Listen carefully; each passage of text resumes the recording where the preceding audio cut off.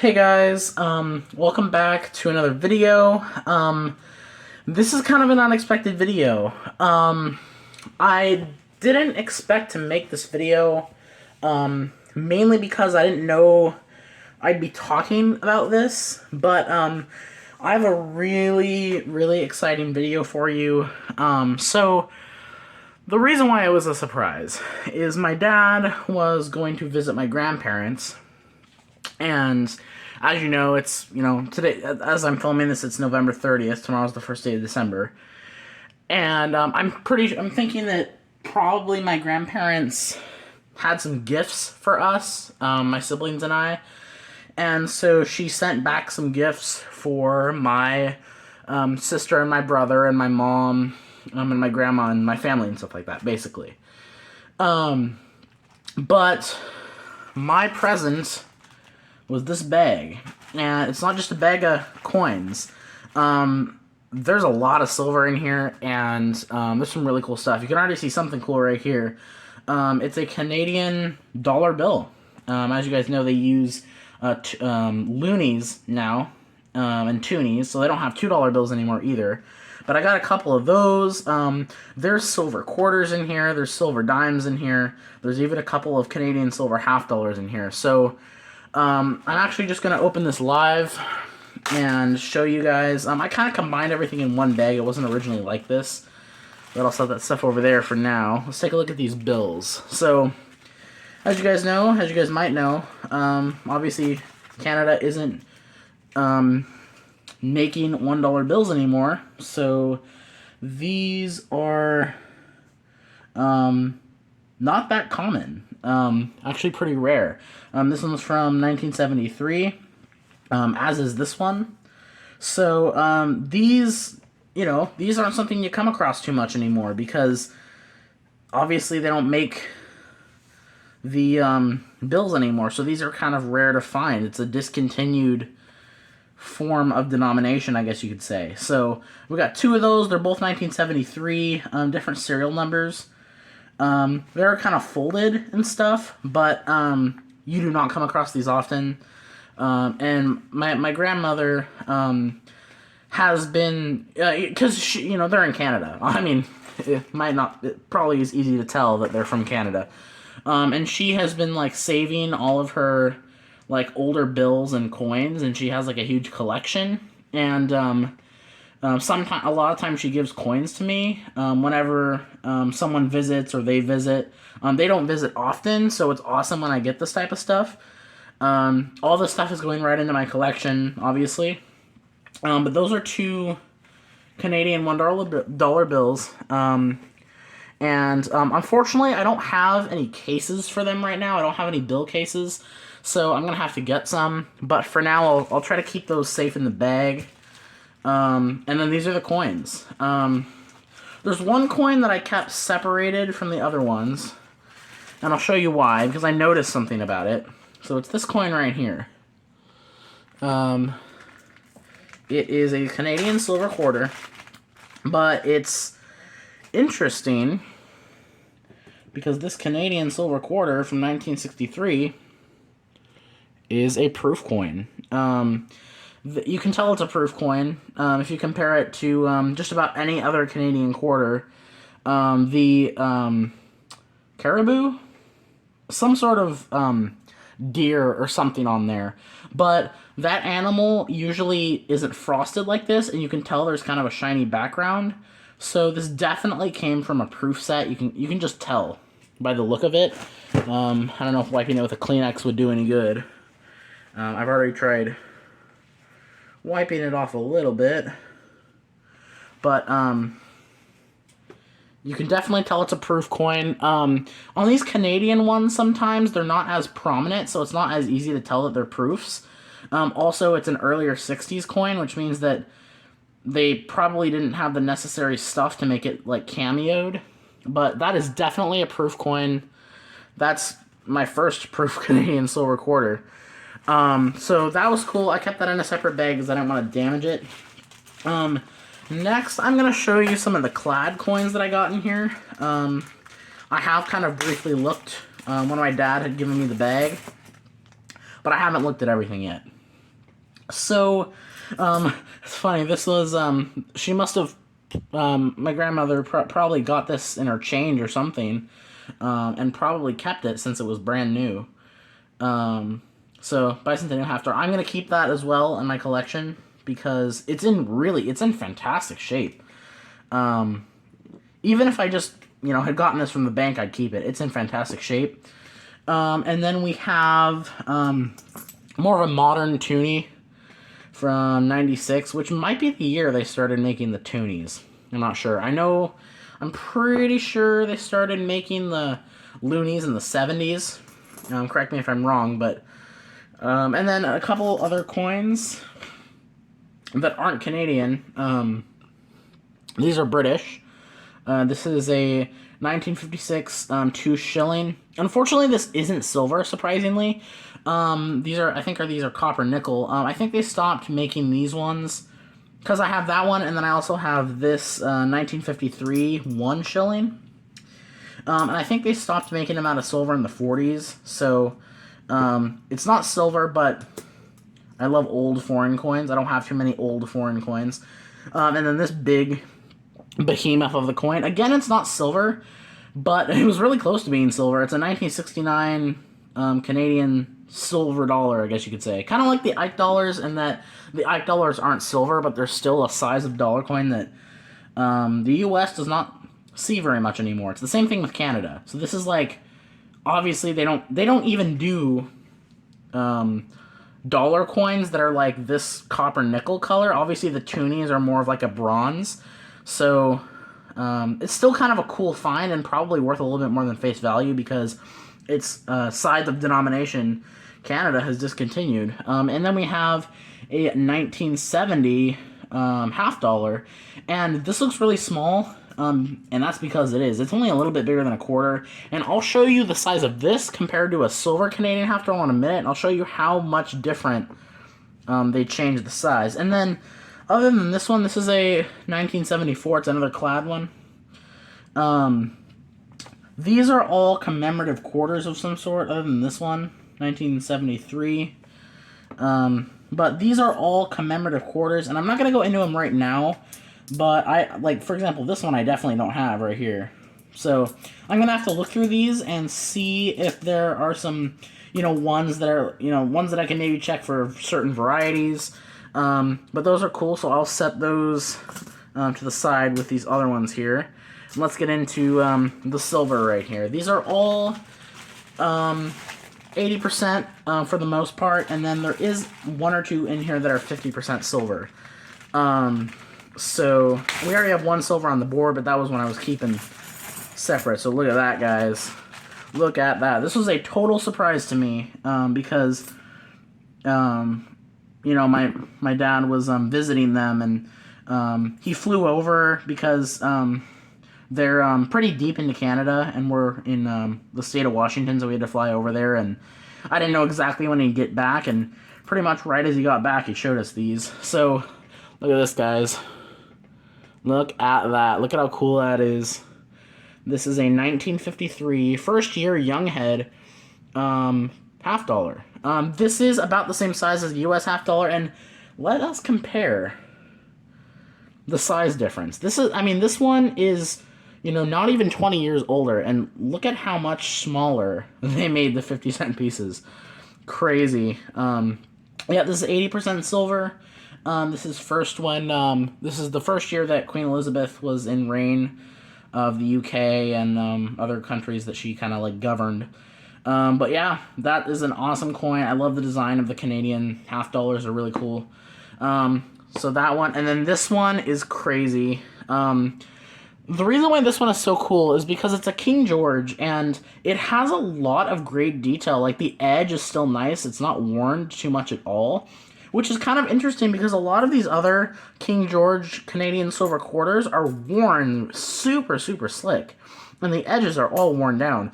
But this must have been kept in an album or something because it's got a lot of great detail on it, and it's a 1940. It's one of the oldest King George ones you can get. A few years before this, they would have been doing the King George V. It's just an absolutely beautiful coin. I love the design, and it looks pretty darn good for being, you know, getting close to being 84 years old next year. And then I do have, like, some coins. Like, this one's 50%. It's a 1968, and this one is silver.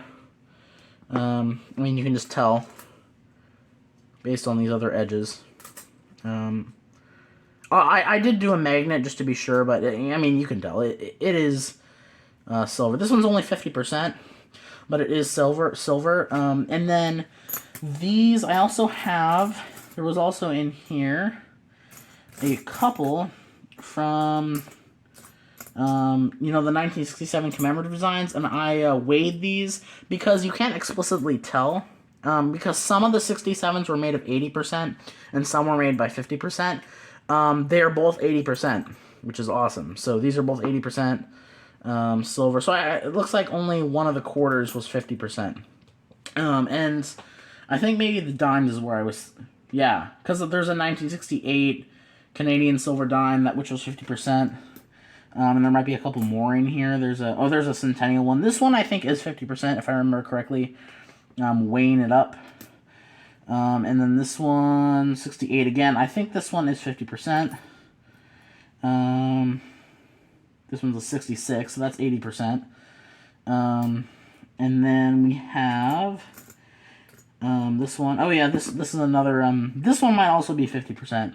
I gotta weigh them to be sure, but got some of those there, and then these are all like the older ones right here, the Young Heads and King Georges. And as you can see, oh yeah, here's one more of the Centennials, and there's another Centennial Canadian dime here. I guess I'm missing some of these, but yeah, as you can see, there's a lot of King George stuff in here, so that's awesome.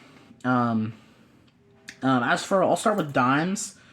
Here's a King George Canadian dime, 1943.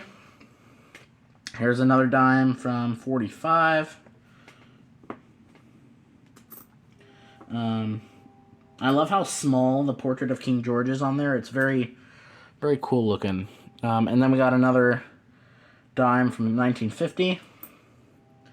I would love to find one of those coin roll hunting. I recently found a Young Head Canadian silver dime coin roll hunting, although I'm not going to reveal anything else about it because that video is not going up yet. This is a 1960 Young Head. And then, well, I guess I should, well, I guess not yet. And then we're on to quarters now. So I'm going to flip all these over and find the Queen Elizabeth ones. And yeah, as you can see, the majority of these, in fact, these are the only two right here that are Young Head. So this one's a 62 right there. And then this one is a 61. And then all these are King George Canadian silvers. We have, and a lot of these are quite worn, but we got a 1951. We have, I'm just going to go through these pretty quickly here. For 1949, 1941, 47, and this one does have the maple leaf under the date, which means that this was actually made in 1948, because it was, I think the story goes, 1948 is when India declared independence from Great Britain, and so once they had done that, you know, they had already declared independency from Great Britain, but the imp means Emperor of India, and so they still had that on there when they were already declared independency, and so they just put a little mark under the 1947 date, indicating that they were actually made in 1948. So just a little history there. And then I got another 51. There's a lot of these, so I got to be quick with this. 1950. 41 again. 1950. These are, I mean, these are just beautiful. Obviously, the U.S. silver quarters are awesome too, but these just have their own like special quality to them. I don't know, just I don't know why they're really cool. Just like the design is very simplistic, and his head really works well on these coins. And it's just, I don't know. These have a specialness to them. There's a 49. I guess I'm not saying the dates. 51 again, 49. These have like a special quality to them. The American silver quarters just don't. I don't know why. 49 again. There's a few from 49 and 51. 52. This is the last of the King Georges. So again, some of these do have dents and stuff, but my grandma probably had these stored for a while. There's a 1940. I don't think there's anything before 1940 in here, but there's a 41. That has decent detail. 1943. You know, a lot of these are wartime, so they got worn out. There's another 1940. And 1941. These have a lot of, I don't know, just coins this old just have a ton of history associated with them. 45. And it's just, you just gotta think, like, there's a 43. Like, who was holding on to these coins? Like, that one is super worn. I mean, this thing definitely went through some pockets. So, in total, as far as just King George silver quarters, there's 5. There's 10, and I'm not doing it in dollar amount, so there's 10. Yep. And then there's 15, 20, 21, and then as far as the young heads are concerned, we have 22, 23. And then these two bottom ones are also 80% silver, so 24, 20. So that is a half a roll of 80% silver Canadian coins right there. And then obviously there's the dimes, a couple from King George, some of these 1967 ones. And I mean, obviously we also can't forget the silver half dollars right here too. And all this other stuff, you know, like the 63 proof, and all of it, just absolutely insane. Yeah, it was definitely a good idea for her to hold on to these for so long, because, I mean, you know, when she probably started collecting these, they probably were either still at their face value or not much above it. And it's just crazy to me because, you know, she saved them for so long, and she, like, you know, she doubled her money many times over, and it's just crazy, and it's just, you know, I'm very thankful of her, like, after all these years that she was, you know, that she, was sharing with her, you know, people that she loved, so, yeah, this was awesome, and not even just the silver, too, but just, like, the sentimental part, and the history behind all these, like, I mean, this silver dollar has got to be one of my favorite coins, and it's not even silver. It's got to be one of my favorite coins out of the whole lot. It's got amazing detail, but mainly that's because it's so huge. It's got amazing detail. The back is stunning. It's in great shape, other than a couple scratches. It's all just absolutely magnificent. And, I mean, just take a look at it. This right here alone is about $100 worth of silver.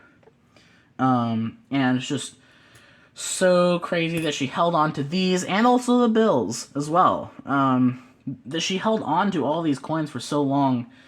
And it definitely provided for her, because she probably either got all these coins for face value or didn't pay much more than face value for them.